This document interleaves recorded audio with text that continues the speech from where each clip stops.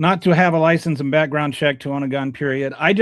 My whole idea, I've talked about this on the show before, is you clear a background check and you get an ID, and then your ID has a number on it. You want to buy a gun, you go and you just tell somebody your ID, and then they punch it in their phone or they punch it on their computer, whether it's at a home or in a gun store.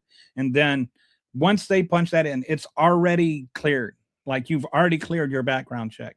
And so they punch it in, and 30 seconds later, it comes back, and there's like a picture, and they can look at the person that's buying the gun, And if it's like me, and the guy looks at me, he says, "You don't look like an Asian woman. You look like a white guy. I don't think this is you." Then they know not to sell me that gun. They know that I've got a fake ID.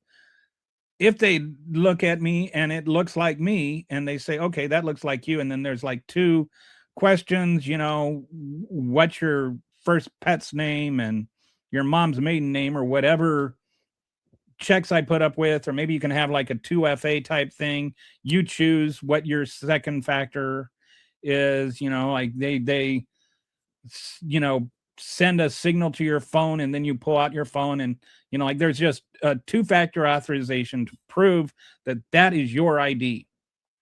And then once you clear that, then they sell you the gun. And then when they sell you the gun, they just hit enter, and then the ownership of that gun transfers immediately to you. And at that point forward, you're responsible for that gun unless you sell it, and then you do the same process with the new buyer.